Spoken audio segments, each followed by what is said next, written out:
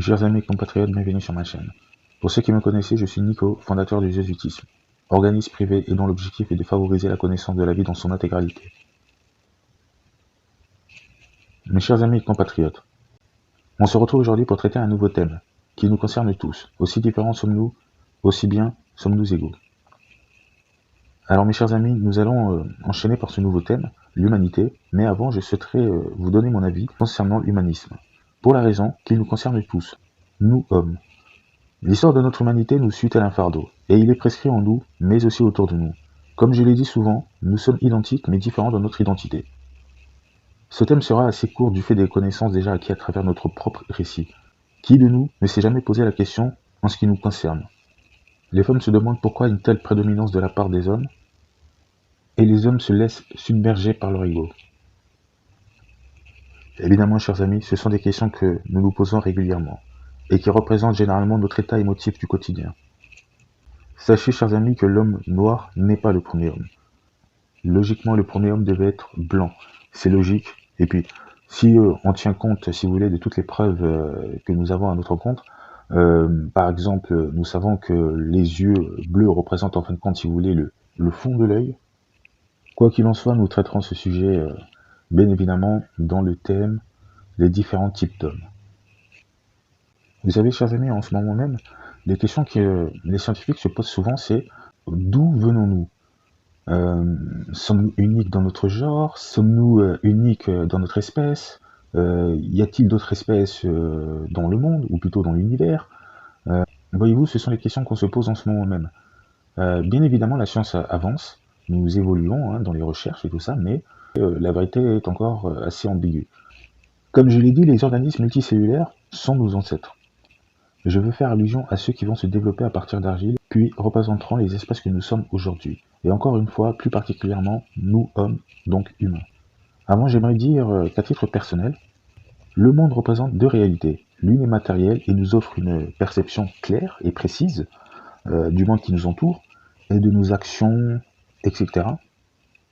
Et la seconde est spirituelle, représentant les réflexions et les choix. Le premier se caractérise par le matérialisme, ce qui nous est visible et dont on perçoit les interactions à vue d'œil, et la seconde est le spiritualisme, invisible. C'est clairement vu comme la manifestation des facultés mentales, deux idéologies, deux réalités formant un couple. On pourrait aussi les voir comme étant le négatif et le positif, deux extrémités qui s'accoupent parfaitement bien, et entre, nous avons le neutre.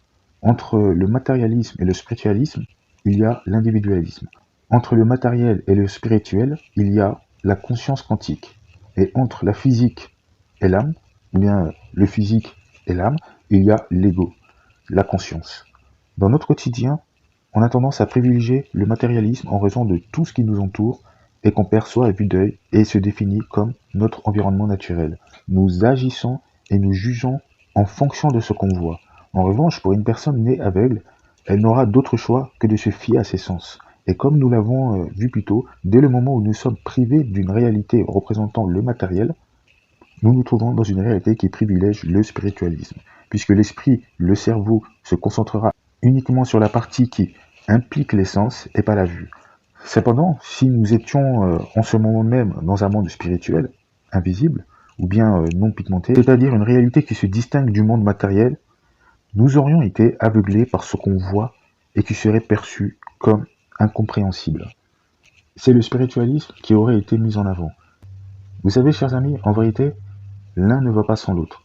Si le spiritualisme ne s'accouple pas avec le matérialisme, il y aura défaut. Si le spirituel n'est pas en coalition avec le matériel, il y aura problème. Chez l'humain, s'il n'est pas équilibré, il y aura un souci mental. Et s'il se trouve privé de l'un des deux extrémités, il y aura handicap. C'est pourquoi un humain, dépourvu de raison, est forcément affecté spirituellement, tandis que celui dont on prive la vue, on les force de l'éveiller spirituellement pour un bien qui ne le concerne que individuellement, et afin qu'il ou elle, ainsi que son entourage, comprennent et réalisent que dans la vie, ce sont les émotions, sentiments, choix et décisions qui font d'eux ce qu'ils sont. Car nous sommes tous des sujets. Ce que nous sommes en train de contempler à chaque jour qui passe n'est que illusion, de l'énergie donnée, convertie de sorte à nous apporter une réalité algorithmique. Dans le spiritualisme, un être privé de sentiments est une bête sanguinaire, Un humain privé d'humanisme est un danger. Dans le sens opposé, un être étant trop sentimental est une bête inoffensive. Un humain extrêmement humaniste est très naïf. Et on peut continuer comme ça. Il en existe 4 voies. Dans le matérialisme, un être qui manque de beauté, d'élégance et de moyens matériels pour s'exprimer visuellement est une bête insignifiante. Un humain qui manque de matériel est un humain sans valeur. Un être trop matériel devient un objet de désir, de même pour l'humain matérialiste. Et ce qui est fascinant, c'est que les matérialistes sont aveuglés par ce qu'ils perçoivent à vue d'œil, alors que les pauvres gens privés de la vue, donc aveuglés, sont enchantés et séduits par ce qu'ils ne voient pas. Nous sommes pareils, et nous nous adaptons à n'importe quel environnement, dès le moment où nous percevons la réalité dans laquelle nous évoluons. L'humanité, tout comme le monde, vient de l'accouplement de 2 phénomènes. Comme pour l'expansion, les humains ont peuplé la Terre en prenant ce même chemin expansif. Dans ces cercles, nous allons diviser, tout simplement, nous allons partager ces cercles en 4 parts. Nous avons le sud, est, nord et ouest. De même qu'avec les humains, nous avons 4 ethnies, les subsahariens, les asiatiques, les européens et les indiens. D'ailleurs, ce modèle ethnique, vous pouvez le retrouver, vous savez, dans les cercueils euh, de la branche royale qu'on retrouvait en Égypte. Allez voir par vous-même, vous allez voir, c'est quand même assez révélateur. Alors, notre environnement est source de nos différences. Prenons par exemple la roue émotionnelle primitive. Nous avons en 1 la joie, en 2 la peur, en 3 la tristesse et en 4 la colère.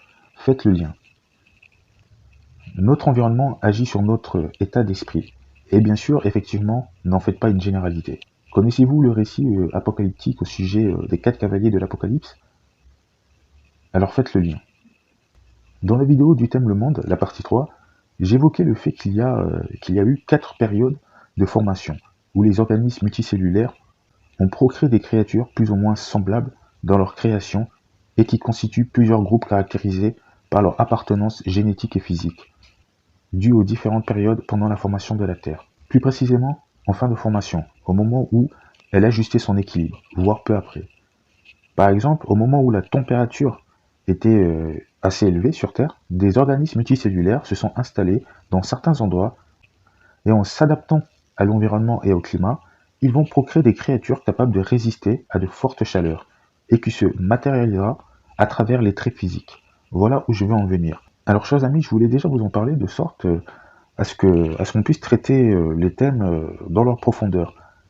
Tout ce que j'ai dit plus tôt, nous en reparlerons dans les thèmes appropriés. Je voulais déjà que vous sachiez mon point de vue au sujet des différences et les similitudes entre chaque race et spécimen. Pour moi, l'humain moderne, ne descend pas du singe. Les seuls liens qui nous unissent avec le singe, c'est d'abord que nous venons du même créateur. Nous avons été procréés par des substances organiques comportant à quelques chiffres près les mêmes données, comme une goutte d'eau qui coule tout le long d'une poignée d'une porte, pour s'égoutter sur le sol, mais avant, elle va le faire en 2 temps. En premier temps, elle va tomber vraiment perpendiculaire, alors qu'en second temps, le vent, par exemple, va propulser, si vous voulez, cette goutte un peu plus loin, toujours sur terre ferme, voire peut-être plus ou moins humide. Forcément, les données récoltées à travers ces gouttes d'eau seront différentes, à quelques chiffres près. Et pour clôturer ma liste de similitudes entre l'homme et le singe, je rajoute que nous venons de la même époque, mais aussi de la même maison, la Terre. Alors, chers amis, je ne prétends pas que ça s'est fait exactement comme je l'ai expliqué. Non. Je cherche juste à vous faire comprendre que ces organismes vivants proviennent d'une même substance qui s'est divisée, puis a procréé les créatures terrestres. Pour moi, cette substance est un outil du Créateur, une substance chimique pour aboutir à son expérience.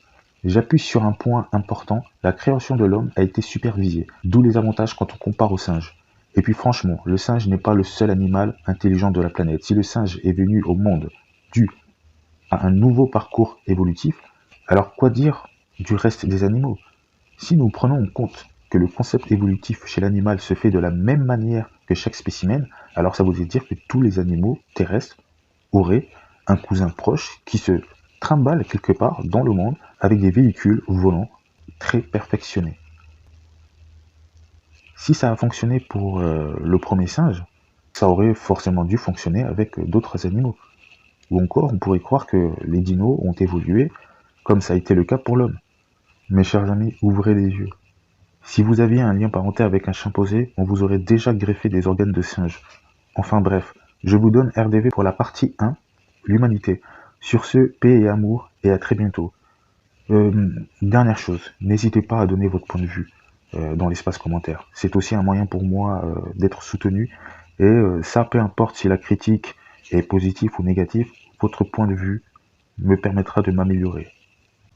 Et puis sachez que je ne gagne rien en retour et je ne désire rien gagner.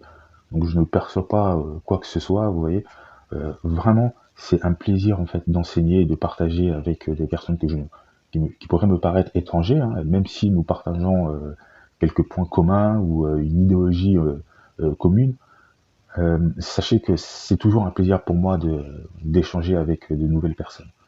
Le fait de rencontrer de nouvelles personnes, ça change, et puis ça nous permet aussi d'évoluer, et puis comment dire, de trouver de nouvelles idées pour justement le maintien de l'existence de chaque civilisation.